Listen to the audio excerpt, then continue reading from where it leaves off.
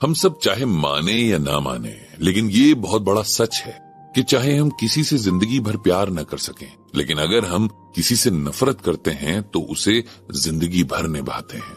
नफरत इंसानी मन की परमानेंट फीलिंग है, जबकि ऐसा होना नहीं चाहिए था। संसार का सबसे वफादार जानवर होने के नाते इंसान को सबके लिए प्यार की मिसाल बनना चाहिए था, लेकिन इंसान ने कुछ और बनना तय किया।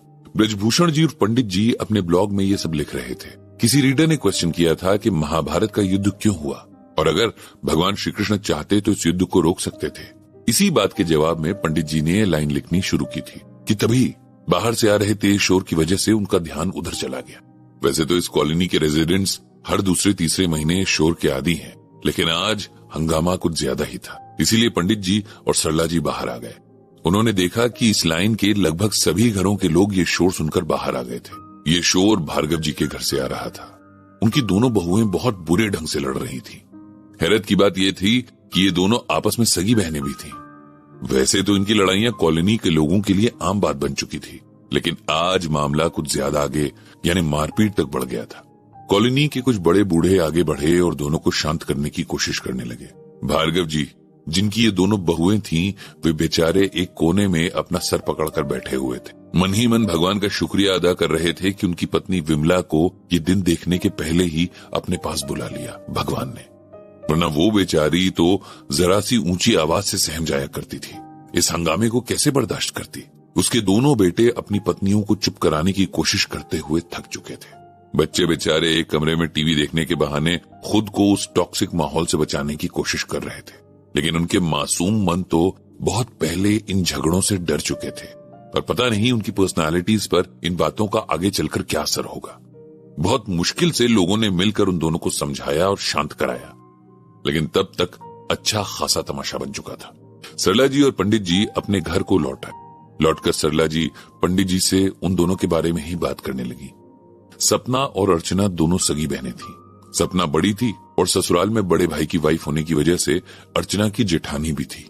दोनों में बहुत प्यार था, नेचुरली जैसे दो बहनों में होना चाहिए।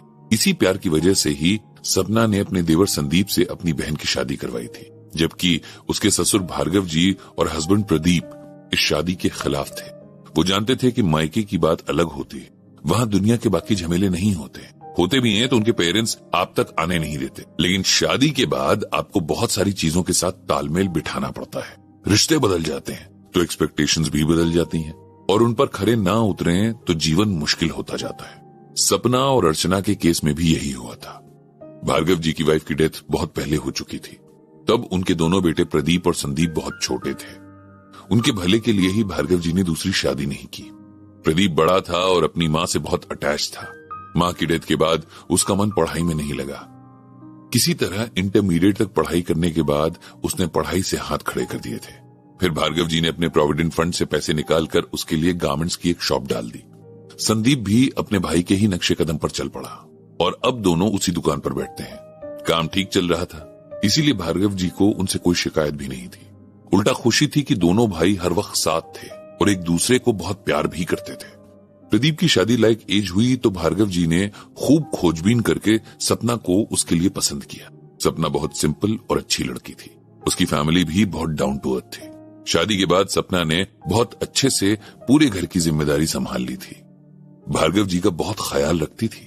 भार्गव जी भी बहुत खुश थे कि उनका बड़ा बेटा अच्छे से सेटल हो गया था। अब उन्हें अपने दूसरे बेटे की फिक्र थी, लेकिन ये फिक्र सपना ने दूर कर दी थी। उसने भार्गव जी से रिक्वेस्ट की कि वे उसकी छोटी बहन अर्चना से संदीप की शादी करवा दें। भार्गव जी को पहले तो ये विचार सही नहीं लगा, क्योंकि वो जानते थे कि कल अगर दोनों भाइयों के बीच आज जैसा प्यार और अंडरस्टैंडिंग नहीं रही तो इन दोनों बहनों का रिलेशन भी खराब हो जाएगा, और अगर इन दोनों बहनों के बीच कभी कोई बात बिगड़ी तो उनके दोनों बेटों का रिलेशन भी बिगड़ जाएगा। उन्होंने सपना को भी बहुत समझाया, लेकिन सपना ने उन्हें कन्विंस किया कि उसमें और अर्चना में बहुत प्यार है और दोनों एक दूसरे को बहुत अच्छे से समझती भी हैं। और फिर संदीप और प्रदीप भी तो एक दूसरे को बहुत अच्छे से समझते हैं, इसीलिए भार्गव जी को अर्चना और संदीप की शादी कर देनी चाहिए। सपना के इस तरह कन्विंस करने से भार्गव जी मान गए और कुछ महीनों बाद संदीप और अर्चना की शादी हो गई। कुछ टाइम तक तो सब कुछ ठीक चलता रहा। घर में हमेशा हंसी की आवाज गूंजती रहती। ऐसा लगता जैसे खुशियां हमेशा के लिए भार्गव जी के घर पर ठहर गई हैं। लेकिन ऐसा कैसे हो सकता है? सुख दुख का चक्र तो चलता ही रहता है। ये एक जगह कहां ठहरता है। धीरे धीरे दोनों बहनों के ईगो क्लैशेस होने लगे। सपना के अंदर बड़ी बहन से ज्यादा जेठानी वाली फीलिंग जोर मारने लगी। उसे लगता था कि वो बड़ी है और सारे फैसले उसकी मर्जी से होने चाहिए, जबकि अर्चना को लगता था कि वो किसी बात में सपना से कम नहीं है, तो उसकी राय भी ली जानी जरूरी है। इसी तरह बहुत छोटी छोटी बातों से शुरू हुए मनमुटाव बड़े झगड़ों में बदलते चले गए और आज हालत ये हो गई है कि उनकी फैमिली का तमाशा बनकर रह गया है। सरला जी से भार्गव जी के घर की सारी कहानी सुनकर पंडित जी को निराशा ही हुई। कैसे दो मजबूत रिश्ते गलत फहमियों का शिकार होकर बिखर गए। दोनों में से एक ने भी समझ और शांति से काम लिया होता तो शायद ये नौबत ना आती। पंडित जी को श्रीमद् भागवत गीता में भगवान श्री कृष्ण की कही ये बात याद आ गई, शक्नोति हैव यह सोढ़ु प्राक शरीर विमोक्षणात् काम क्रोधोद्भवम वेगम सयुक्त स सुखी नरः। यहाँ भगवान श्री कृष्ण कह रहे हैं कि हे अर्जुन, इस मनुष्य शरीर में जो कोई मनुष्य शरीर छूटने से पहले ही काम क्रोध से उत्पन्न होने वाले वेग को सहन करने में समर्थ होता है, वह नर योगी है और वही सुखी है। अब इसे सिंपल वर्ड्स में समझते हैं कि हर इंसान के शरीर में जो आत्मा, जिसे कि जीवात्मा कहा जाता है, अपने साथ 6 सेंसेस को लेकर आगे बढ़ती है। अगर कोई भी इंसान इन सेंसेस को कंट्रोल करने में कामयाब हो जाता है तो उसे कर्म योगी मानना चाहिए और दुनिया में सबसे सुखी इंसान भी उसी को समझना चाहिए।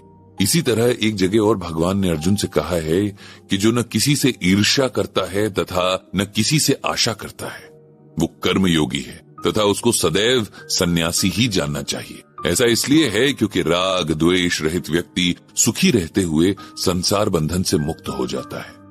इसे सिंपल वर्ड्स में ऐसे समझिए कि हर इंसान को, चाहे स्त्री हो या पुरुष, एक दूसरे से जेलसी नहीं रखनी चाहिए, किसी से एक्सपेक्टेशन भी नहीं रखनी चाहिए।